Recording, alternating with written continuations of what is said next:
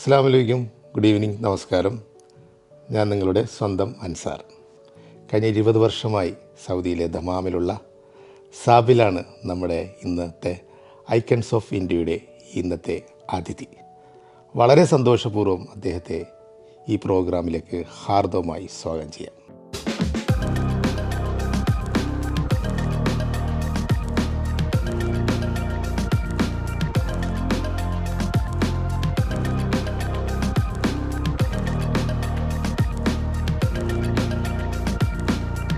Welcome Sabil bro. Yes, welcome. ഒരുപാട് സന്തോഷം. അപ്പോൾ 1900 ഏത് വർഷമാണ് വന്നത്? 2002 ആ, ഇവിടെ സൗദി അറേബ്യയിൽ വന്നു.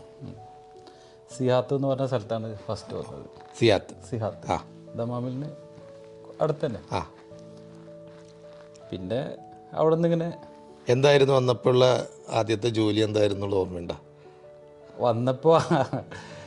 വന്നപ്പോഴത്തെ ജോലി എന്ന് പറഞ്ഞാൽ ആദ്യം ഒരു 3 മാസം ജോലി ഇല്ല, റെസ്റ്റ് തന്നെ ആയിരുന്നു. വന്ന് റെസ്റ്റ് എടുക്കാൻ വന്ന ജോലി പറഞ്ഞിട്ട് വന്നത്, പിന്നെ ജോലി ഇല്ല. പിന്നെ നമ്മുടെ ഒരു കസിനാണ് കൊണ്ടുവന്നത്. പിന്നെ ആള് അറബിക് റെസ്റ്റോറൻറ്റ് ഓപ്പൺ ആക്കി. അവിടെ നമ്മളൊരു ഹെൽപ്പർ ജോലി ആയിട്ട് നിന്നത് ഫസ്റ്റ്. അവിടുന്ന് ഒരു 6 മന്തൊക്കെ കഴിഞ്ഞേക്ക് അത് ക്ലോസ് ചെയ്യാനുണ്ടായിരുന്നു ഹോട്ടലിൽ.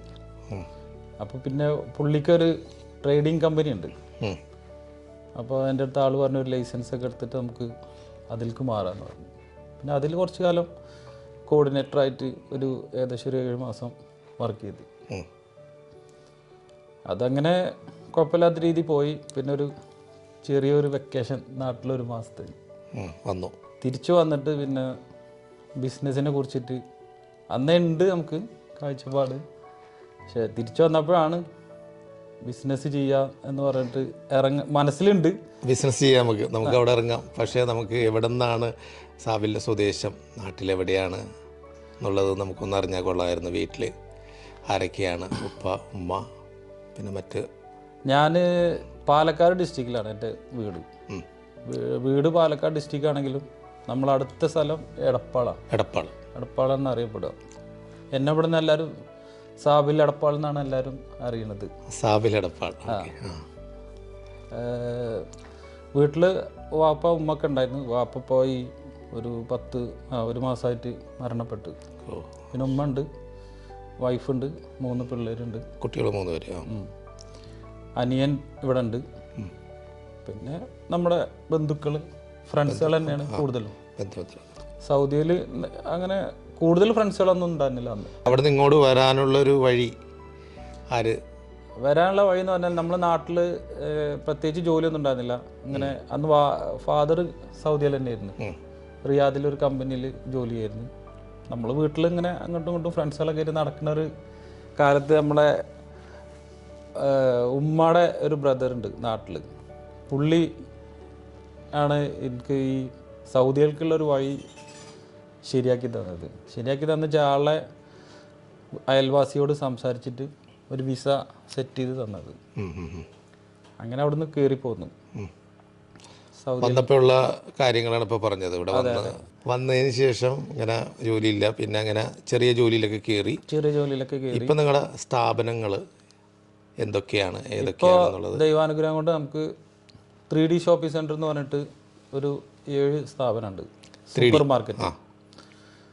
പിന്നെ ഇപ്പോൾ ഒരു ഉസ്താദി എന്ന് പറഞ്ഞിട്ടൊരു പുതിയൊരു പ്രോജക്റ്റ് പുതിയൊരു കൺസെപ്റ്റിൽ സെറ്റ് ചെയ്തിട്ടുണ്ട്. അതൊരു സൂപ്പർ മാർക്കറ്റ് തന്നെ, ഫുഡ് സ്റ്റഫാണ്.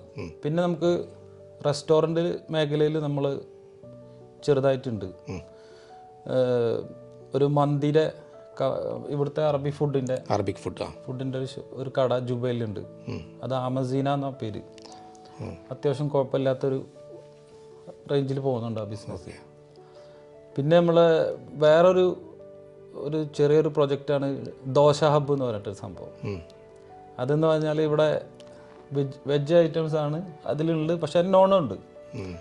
ഒരു നോർത്ത് ഇന്ത്യൻ സ്റ്റൈലും കേരള സ്റ്റൈലും കൂടി മിക്സ് ചെയ്തിട്ട് ദോശ, ഉള്ള ഒരു ഐറ്റം. അത് ദമാമിലാണ്. അത് ഇവിടെയുള്ള ഓൾമോസ്റ്റ് ജനങ്ങൾക്കൊക്കെ അറിയാം ഈ ദോശ ഹബിൻ്റെ പേര്. പിന്നെ നമുക്ക് സിഹാത്തിൽ ഞാൻ വന്ന സ്ഥലത്ത് ഒരു ആഗ്രഹമായിരുന്നു ഒരു സ്ഥാപനം അവിടെ ഉണ്ടാക്കണമെന്ന്. അത് 5-6 വർഷമായിട്ട് ഉണ്ടായിരുന്നു. അപ്പോൾ അത് ക്ലോസ് ചെയ്ത് വീണ്ടും റീനോ ഓപ്പൺ ചെയ്തുകൊണ്ട് സെറ്റാക്കി അടുത്ത ആഴ്ചയിൽ അത് ഓപ്പണിങ്ങിൻ്റെ അതിൻ്റെ ലാസ്റ്റ് ഫൈനൽ ഇതിൽ എത്തിക്കൊണ്ടിരിക്കുകയാണ്. എത്ര തൊഴിലാളികൾ ഉണ്ട്? ഒരു ഓൾമോസ്റ്റ് ഇപ്പോൾ ഒരു 75-80 ഉണ്ടാവും. പാകിസ്ഥാനികളുണ്ട്, ബംഗ്ലാദേശ് ഉണ്ട്, യമനുകളുണ്ട്, പിന്നെ നമ്മുടെ നാട്ടിൽ ഇന്ത്യക്കാരുണ്ട്, ഇന്ത്യയിലുള്ള കേരളത്തിലുള്ളവരുണ്ട്, UP-യിലുള്ളവരുണ്ട്, പല ആൾക്കാരുണ്ട്. ഓരോ നമ്മുടെ കൂടെയുള്ള ആൾക്കാർ നമ്മളൊരു ബ്രദേഴ്സിൻ്റെ രീതിയിലാണ് ഏത് രാജ്യക്കാരോട് നമ്മളെ സമീപനം. അത് അവർക്ക് തിരിച്ചു എന്നോട് ഇങ്ങോട്ടുണ്ട്. സാബിലാണ് നമ്മുടെ മുമ്പിലിരിക്കുന്നത്. പടുത്തുയർത്തിയ ബിസിനസ് സാമ്രാജ്യത്തിൻ്റെ എല്ലാ കഥകളും അദ്ദേഹം പറഞ്ഞു തന്നു. അദ്ദേഹം നേരായ കാര്യങ്ങളാണ് അദ്ദേഹം പറഞ്ഞു തന്നത്. ഒരുപാട് സ്ഥാപനങ്ങൾ, വ്യത്യസ്തമായ സ്ഥാപനങ്ങൾ അദ്ദേഹത്തിൻ്റെ വാക്കുകളിലുണ്ട്.